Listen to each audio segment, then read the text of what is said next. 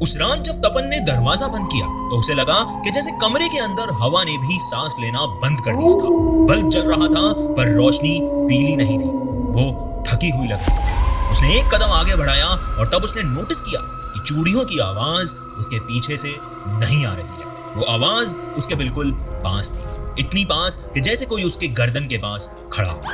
लड़की ने धीरे से कहा, तुम्हें पता है ना, अब मैं यहीं रहूंगी। तपन ने घूमकर देखना चाहा पर उसकी बॉडी ने साथ नहीं दिया। उसकी नजर सीधी मिरर पर चली गई। मिरर में सिर्फ एक रिफ्लेक्शन था उसका, और उसके कान के पास चूड़ियों की आवाज फिर से बज उठी। और तब तपन को समझ आया कि कमरे में जो था वो कोई और नहीं बल्कि नमस्कार दोस्तों, आप सुन रहे हैं the horror show by Karnik. आज के एपिसोड में आपका स्वागत है। मैं हूं कर्णिक और the horror show by Karnik को इतना प्यार देने के लिए दिल से शुक्रिया। आज की कहानी मुझे भेजी है तपन ने। आप स्क्रीन पर ईमेल देख सकते हैं। तपन कोलकाता में रहते हैं और उनके साथ ये इंसिडेंट कुछ साल पहले हुआ था। तो बिना किसी देरी के आइए आज का एपिसोड शुरू करते हैं। लेकिन उससे पहले अगर आप चैनल पर नए हैं और हमारी कहानी पहली बार सुन रहे हैं तो वीडियो को लाइक करें, चैनल को सब्सक्राइब करें। और अगर आप ये कहानी स्पॉटिफाई पे देख या सुन रहे हैं तो शो को फॉलो एंड रेट करना ना भूलें। और सबसे जरूरी, अगर आपके पास भी कोई कहानी है, कोई किस्सा है जो आपने आज तक किसी के साथ शेयर नहीं किया, तो आप उसे मुझे ईमेल कर सकते हैं। ईमेल आपकी स्क्रीन पर है, या फिर आप मुझे इंस्टाग्राम पे डीएम भी कर सकते हैं। तो बिना किसी देरी के चलिए आज का एपिसोड शुरू करते हैं। कुछ कहानियां होती हैं जो सोने से पहले सुनाई जाती हैं, और कुछ कहानियां होती हैं जो सुनने के बाद नींद छीन लेती है। शक्चुनी उनमें से है। ये कोई दादी नानी की फेरी टेल नहीं है जिसमें आखिरी लाइन पर सब ठीक हो जाता है। बंगाल और नॉर्थ ईस्ट के कुछ इलाकों में शक्चुनी का नाम लोग धीरे बोलते हैं, जैसे आवाज ज्यादा तेज हो गई तो वो सुन लेगी। यहाँ शक्चुनी को भूत नहीं माना जाता, बल्कि एक ऐसी जिंदा औरत की अधूरी आत्मा के रूप में देखा जाता है जो मरी नहीं पर पूरी तरह जी भी नहीं पाई।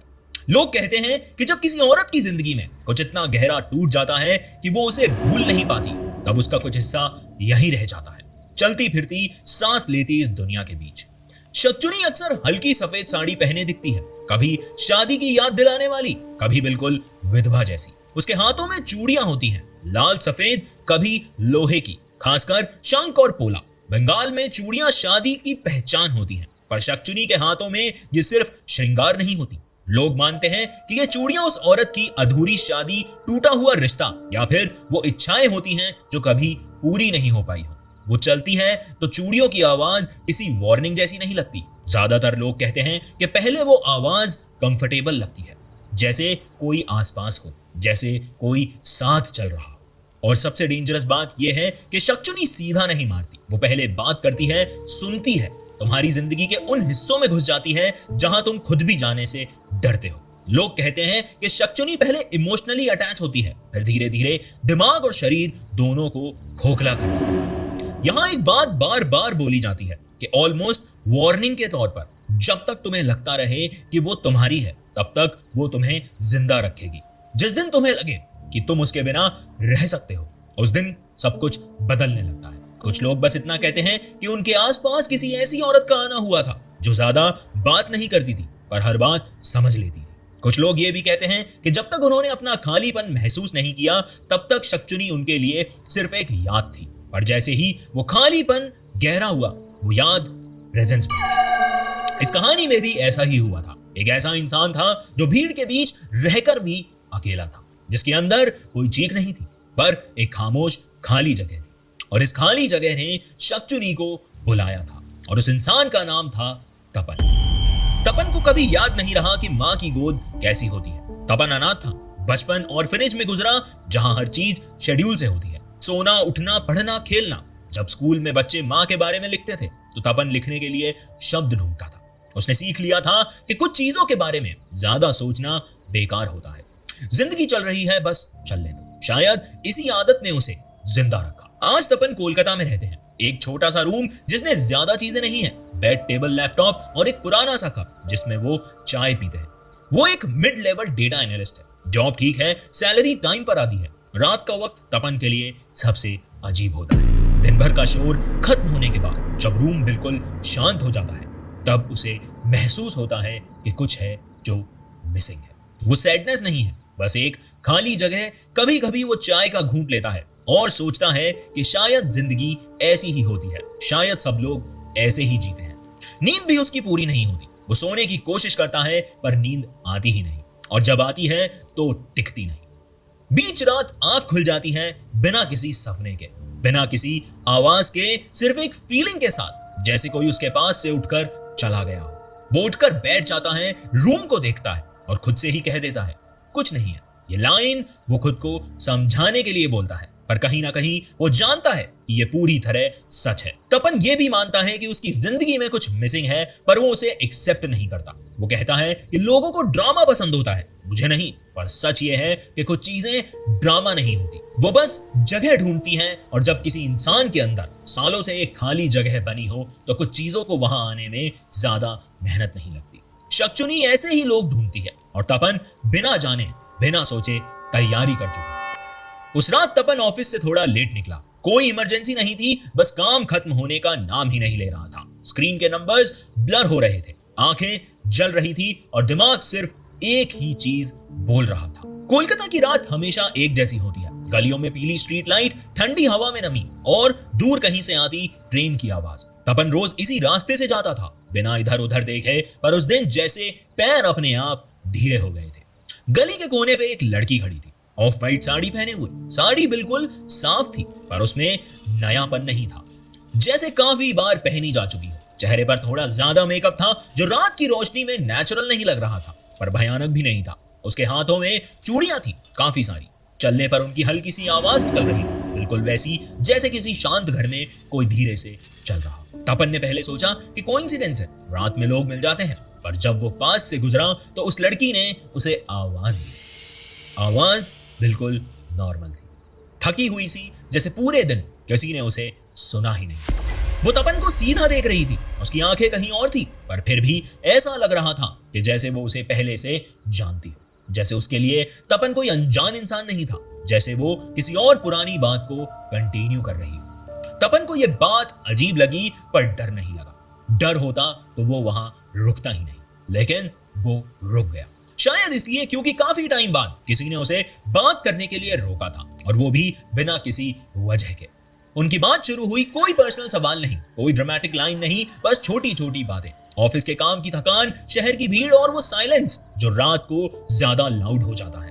लड़की ज्यादा बोल नहीं रही थी, वो तपन को सुन रही थी, और जब सुनती थी तो ऐसा लगता था कि जैसे तपन जो बोल रहा है वो इंपॉर्टेंट है। ये फीलिंग तपन के लिए नई थी। उसने कभी एक्सपेक्ट ही नहीं किया था कि कोई अनजान इंसान उसकी बात को इतने ध्यान से सुनेगा। वक्त का पता ही नहीं चला, गली वही थी, स्ट्रीट लाइट वही, पर रात गहरी हो चुकी थी। तपन ने घड़ी देखी और वो थोड़ा चौंक गया। उसे याद ही नहीं रहा कि इतनी देर हो चुकी है। लड़की ने कोई जल्द नहीं दिखाई, न जाने की बात की, न रोक। तपन ने उसका नाम पूछना चाहा, पर बात कहीं और मुड़ गई, जैसे ये सवाल जरूरी ही नहीं था। फिर कुछ देर बाद तपन घर की तरफ चल दिया। उसके कदम हल्की सी एनर्जी के साथ चल रहे थे। डर उसके साथ नहीं गया, सिर्फ एक अजीब सा कंफर्ट गया, जैसे रात ने उसे कुछ वापस दे दिया जो काफी टाइम से खोज रहा था। उस वक्त तपन ये नहीं जानता था कि कुछ चीजें कंफर्ट के रूप में पहले आती हैं, और जब तक वो समझ आती हैं तब तक वो चीज कंफर्ट नहीं रहती। अगर आप कहानी में यहां तक आ गए हैं तो इसका मतलब है कहानी आपको पसंद आ रही है। तो वीडियो को लाइक करें, चैनल को सब्सक्राइब करें और मुझे कमेंट्स में बताएं कि कहानी में सबसे डरावना हिस्सा आपको कौन सा लगा। उस रात के बाद लड़की फिर मिली, और फिर उसके बाद भी, जैसे ये कोई सरप्राइज नहीं था, जैसे ये पहले से डिसाइडेड था। हमेशा रात को उस गली के आसपास, और हर बार वही ऑफ वाइट साड़ी, वही ज्यादा मेकअप और हाथों में वही भारी चूड़ियां। तपन ने कभी उसे पूछा नहीं कि वो रोज रात को ही क्यों आती है। उन दोनों की बातें धीरे धीरे बदलने लगी। पहले जर्नल बातें होती थी, अब पर्सनल होने लगी। जैसे वो बोलती कि तुम अकेले नहीं हो ना, कभी कभी वो पूछती कि तुम मुझे छोड़ के तो नहीं जाओगे ना। इस सवाल में डर नहीं होता था, पर एक एक्सपेक्टेशंस होती थी, और तपन हर बार हाँ नहीं बोलता था, पर चुप भी नहीं रहता था। धीरे धीरे तपन के दिल बदलने लगे। रात की बातें उसके दिमाग में रह जाती। सुबह उठता तो बॉडी हैवी लगती। ऑफिस में डेटा चेक करते वक्त उसके नंबर्स कंफ्यूज्ड होने लगे। जो काम वो बिना सोचे समझे कर लेता था उसमें गलतियां होने लगी। बॉस ने नोटिस किया, पहले बार वार्निंग दी। तपन ने सिर्फ हाँ में सर हिला दिया। उसने किसी को यह नहीं बताया कि वो रात को सही से सो भी नहीं पा रहा है। लड़की ने कभी अपने घर का जिक्र नहीं किया, कभी अपने पास्ट को डिस्कस नहीं किया। जब भी वो उस तरफ जाती तो वो या तो चुप हो जाता या फिर बात घुमा देती। एक दिन तपन ने कैजुअली उसकी चूड़ियों के बारे में पूछ लिया, बस इतना ही। चूड़ियां इतनी हैवी क्यों हैं? लड़की ने पहली बार बात का टॉपिक इतनी तेजी से बदला कि तपन को थोड़ा अजीब लगा। इस बीच तपन खुद से लड़ रहा था। कभी उसे लगता कि शायद ये सब उसके दिमाग का खेल है, शायद वो बस किसी के साथ बात करने का बहाना ढूंढ रहा था। पर फिर वो लड़की सामने होती, रियल, मौजूद, उसकी बातों को सुनती हुई, और उस वक्त ये डाउट बिल्कुल बेकार लगता। उन दोनों में उस वक्त तक प्यार जैसा कुछ भी नहीं था। उसे ये भी महसूस होने लगा कि वो दिन के वक्त उस लड़की के बारे में सोचता रहता है, रात का इंतजार करता है। तपन को अब ये भी समझ नहीं आ रहा था कि ये जो हो रहा है वो प्यार है या फिर सिर्फ एक आदत। पर इस सवाल का जवाब ढूंढने के लिए उसे वक्त चाहिए था, और शक्चुनी को वक्त देने में कभी प्रॉब्लम नहीं है। लड़की की बातें अब पहली जैसी नहीं रही। पहले वो सुनती थी, अब वो बीच बीच में ऐसी लाइंस बोल देती थी जो तपन को बिना छुए ही बेचैन कर देती थी। एक रात उसने अचानक कहा कि तुम सोते हो ना, तब तुम्हारे रूम में कोई आता है। उसने ये लाइन कैजुअली बोली थी। तपन ने हंसी में टालने की कोशिश की, पर हंसी पूरी नहीं हुई। उस रात वो सोने गया तो उसके दिमाग में वही लाइन रिपीट हो रही थी। रूम बिल्कुल वैसा ही था जैसा रोज होता है, पर फिर भी उसे लग रहा था कि कुछ है वहां जो नॉर्मल नहीं है। कुछ दिन बाद लड़की ने एक और बात कही। उसने कहा, तुम्हारी सांस की आवाज मुझे मेरी मौत की याद दिलाती है। इस बार तपन ने कुछ नहीं कहा। उसने ये भी नहीं पूछा कि इसका मतलब क्या है। कुछ सवाल ऐसे होते हैं जो पूछ लिए जाएं तो जवाब से ज्यादा भारी हो जाते हैं। उस रात तपन ने नोटिस किया कि जब वो सांस लेता है तो उसे अपनी ही सांस अजीब लग रही थी, जैसे वो किसी और की सांस सुन रहा हो, जैसे रूम में कोई और भी था जो सांस ले रहा था। नींद अब बिल्कुल अनरिलायबल हो चुकी थी। कभी वो 1 घंटे में ही उठ जाता तो कभी बिल्कुल नहीं सोता। बीच रात उसे चूड़ियों की आवाज सुनाई देने लगी, पहले हल्की सी, जैसे किसी ने दूर कहीं हाथ हिलाया, फिर धीरे धीरे वो आवाज पास आने लगी। तपन उठकर बैठ जाता है, लाइट जला देता है और रूम को देखता है। सब कुछ नॉर्मल होता है, फिर भी उसका दिमाग मानने को तैयार नहीं होता कि वो खुद से कहता है कि थकान है, स्ट्रेस है, ये सब लोगों के साथ होता है, मैं शायद ओवरथिंकिंग कर रहा हूँ। एक सुबह बाथरूम के मिरर के सामने खड़े होते वक्त उसने खुद को पहचानने में 1 सेकंड ज्यादा ले लिया। रिफ्लेक्शन वही था, पर कुछ मिसमैच सा था, जैसे आंखें उस टाइम ब्लिंक ही नहीं कर रही थी, जैसे चेहरा थोड़ा लेट रिएक्ट कर रहा था। तपन ने अपनी नजर हटा ली, फिर दोबारा देखा ही नहीं। लेकिन कुछ देर बाद जब उसने दोबारा देखा तो सब कुछ नॉर्मल था। उस रात जब उसे वो लड़की मिली तो तपन ने उसके चेहरे को ध्यान से देखा। मेकअप वही था, पर अब उसकी स्किन का हिस्सा नहीं लग रहा था, जैसे किसी ने चेहरे पे कुछ चिपका दिया। लड़की ने उसकी तरफ देखा और हल्की सी मुस्कुराहट दी, और उसने बोला कि तुम थोड़े बदल से गए हो। तपन ने पहली बार बहुत डिस्टर्ब फील किया, और उसे ये अच्छे से याद था कि अब वो चूड़ियों की आवाज सिर्फ चलने पर नहीं आ रही थी, वो तब भी सुनाई दे रही थी जब लड़की चुपचाप एक जगह खड़ी थी। और तपन का असली डर यहीं से शुरू होता है, जब उसे ये पता चल चुका था कि कुछ गलत है, पर वो ये प्रूव ही नहीं कर पा रहा था। उस रात लड़की ने सिर्फ इतना कहा था, मुझे तुम्हारे रूम तक चलना है। तपन ने मना करना चाहा, पर उसकी जुबान जैसे चुप हो गई। उसने सिर्फ दरवाजे की तरफ देखा और चल पड़ा। चूड़ियों की आवाज इस बार उसके पीछे नहीं थी, वो उसके दोनों कानों के बीच बज रही थी। रूम का दरवाजा बंद होते ही हवा बदल गई। ऐसा लगा कि जैसे कमरा सांस ले रहा हो। दीवारों पर अजीब शैडो हिल रही थी। लड़की ने जूते नहीं उतारे। उसके पैरों के नीचे से फ्लोर पर हल्की सी घिसने की आवाज आई, जैसे कुछ घूम के सीधा होने की कोशिश कर रहा हो। तपन ने जब उसकी तरफ देखा तो पहली बार उसे लगा कि मेकअप चेहरे पर नहीं, चेहरे के ऊपर चिपका हुआ है, जैसे स्किन नीचे कुछ और हो। आंखें अब ब्लिंक नहीं कर रही थी, पलकें खुली हुई थी, ज्यादा खुली, ऐसी खुली जो बंद होने का नाम ही नहीं ले रही। उसकी आंखों के अंदर कुछ था जो तपन देख नहीं पा रहा था, बल्कि नाप रहा था, जैसे वो डिसाइड कर रही हो कि कहां से शुरू करे। चूड़ियों की आवाज अचानक रुक गई, और वही पल सबसे ज्यादा भयानक। साइलेंस इतना गहरा था कि तपन को अपनी हार्ट बीट की आवाज भी सुनाई देने लगी थी। लड़की ने हाथ उठाया, धीरे, बहुत धीरे। उसके हाथों में लाल और सफेद चूड़ियां थी, पर अब वो गोल नहीं लग रही थी, वो टेढ़ी थी, टूटी हुई सी, जैसे किसी ने जबरदस्ती हाथों में घुसा दी। चूड़ियां उसके मांस के अंदर घुसी हुई थी, जहां से वो स्किन को काट रही थी, वहां से कुछ गीला सा चमक रहा था, जैसे खून टपक रहा। तुम्हें पता है ना, लड़की ने कहा, मैं अब से यहीं रहूंगी। आवाज वही थी, नॉर्मल। इस बात ने तपन का गला सुखा दिया। वो पीछे हटा, बेड से टकराया और फिर जमीन पे गिर गया। लड़की चल रही थी या चलने की कोशिश कर रही थी, तपन को कुछ भी समझ नहीं आ रहा था। उसके पैर जमीन पर सीधे नहीं पड़ रहे थे, घुटनों के नीचे से पैर उल्टे मुड़ रहे थे, जैसे हड्डियां गलत जगह पर जोड़ दी गई। हर कदम के साथ एक हल्की सी चट चट की आवाज आ रही। लड़की अब बिल्कुल पास थी, इतनी पास कि तपन को उसकी सांस अपनी गर्दन पर महसूस हो रही थी, ठंडी, बिना गर्मी के। उसने अपना चेहरा थोड़ा झुकाया, मेकअप वहां क्रैक हो रहा था। तपन चीखना चाहता था पर उसकी आवाज उसके सीने के अंदर ही फंस गई थी। उसने महसूस किया कि जैसे कुछ उसके अंदर उसकी तरफ हाथ बढ़ा रहा हो, जैसे उसका खालीपन ही इस चीज को जगह दे रहा हो।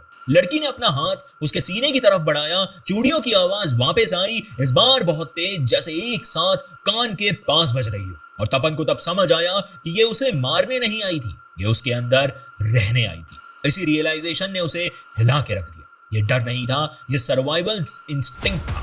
वो क्रॉल करते हुए पीछे हटा, दरवाजे तक पहुंच गया, दरवाजा खोला और वो बाहर निकल गया। पीछे से चूड़ियों की आवाज हल्की हल्की सुनाई दे रही थी, लेकिन जब वो पलट कर देखता है, रूम बिल्कुल खाली था। बल्ब जल रहा था, बेड वही था, हवा अब नॉर्मल थी। पर तपन जानता था कि जो चीज अंदर आई थी वो वापस गई नहीं थी। उस रात के बाद तपन घर वापस नहीं गया। वो किसी दोस्त के यहाँ रुका, पर नींद वहां भी नहीं आई। आंख बंद करता तो उसे वही चट-चट की आवाज सुनाई देती। तपन को समझ आ गया था कि अगर वो अकेला रहा तो उसका दिमाग ही उसका दुश्मन बन जाएगा। सुबह होते ही वो एक मंदिर गया। ऐसा नहीं था कि उसे भगवान पे भरोसा नहीं था, लेकिन फिर भी वो अंदर से इतना डरा हुआ था और वो मंदिर चला गया। उसने मंदिर जाके प्रार्थना करी, लेकिन प्रार्थना के बाद भी उसे कुछ भी अलग महसूस नहीं हुआ और इसी बात ने उसका डर और गहरा कर दिया। उसने अपने दोस्त को सब कुछ बताया, हर बात डिटेल में बताई। दोस्त ने ज्यादा सवाल नहीं पूछे, बस एक ही बात कही, तू अकेला इस चीज से परेशान मत हो,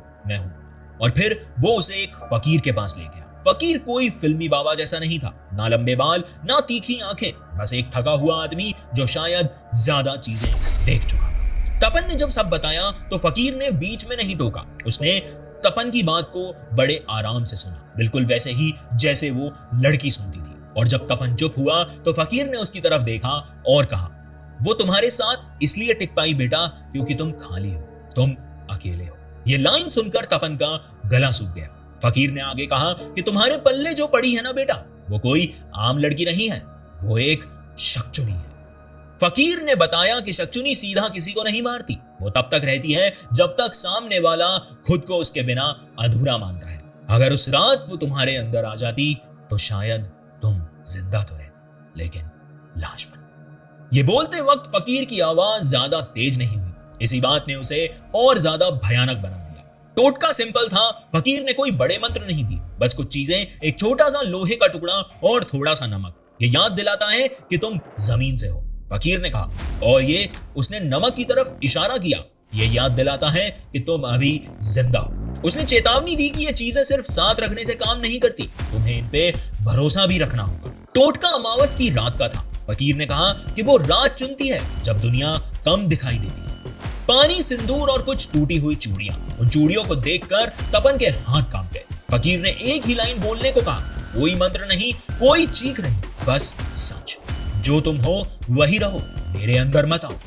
फकीर ने आखिरी बात ये कही, डरो मत, वो तुम्हें तब तक ही छूती है जब तक तुम खुद को समझते हो। फिर उसने तपन की तरफ देखा, थोड़ा रुक कर बोला, और हाँ, अगर तुम थोड़ा और लेट आते तो आज तुम बात करने लायक भी नहीं। ये लाइन कोई धमकी नहीं थी, ये एक फैक्ट था। तपन वहां से निकला तो उसे लगा कि जैसे वो पहली बार सीधा चल रहा हो, पर उसके कंधों पर अब भी वही वजन था, क्योंकि सच जान लेना रिलीफ नहीं होता। सच सिर्फ ये बताता है कि लड़ना कैसे है, और लड़ाई अभी खत्म नहीं हुई, वो सिर्फ शुरू हुई।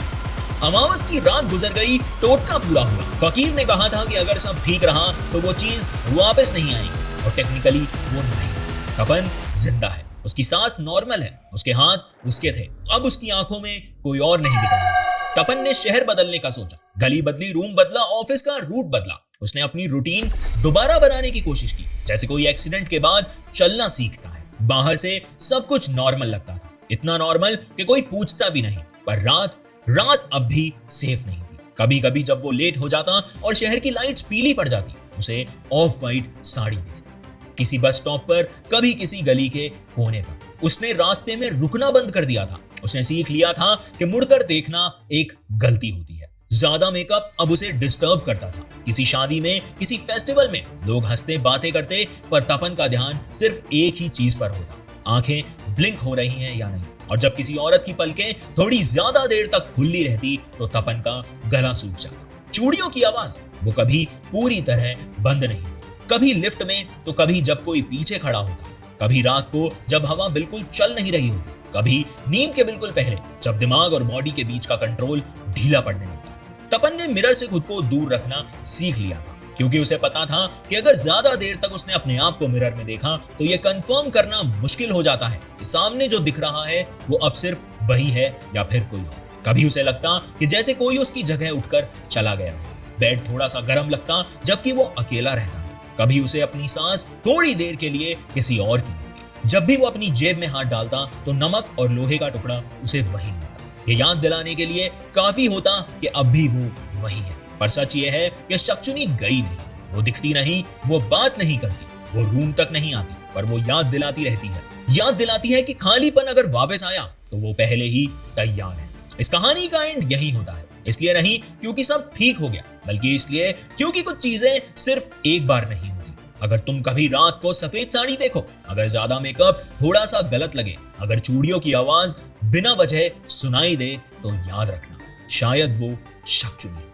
आज का एपिसोड आपको कैसा लगा मुझे कमेंट्स में जरूर बताना। अगर आपके पास भी कोई कहानी है, कोई किस्सा है जो आज तक आपने किसी के साथ शेयर नहीं किया, तो आप उसे मुझे ईमेल कर सकते हैं। ईमेल आपकी स्क्रीन पर है। मुझे आपकी कहानियों का इंतजार रहेगा। अगर आपको ये कहानी पसंद आई तो YouTube पे वीडियो को लाइक करें, चैनल को सब्सक्राइब करें। अगर आप ये कहानी Spotify पे सुन रहे थे तो शो को फॉलो एंड रेट करना ना भूलें। हमारे चैनल पर ऐसी ढेर सारी कहानियां आपका इंतजार कर रही हैं, तो अभी जाएं और उन कहानियों का लुत्फ उठाएं। आज के लिए बस इतना ही। अगले हफ्ते फिर मिलूंगा नई कहानी, नए हॉरर के साथ। धन्यवाद। आप सुन रहे थे द हॉरर शो बाय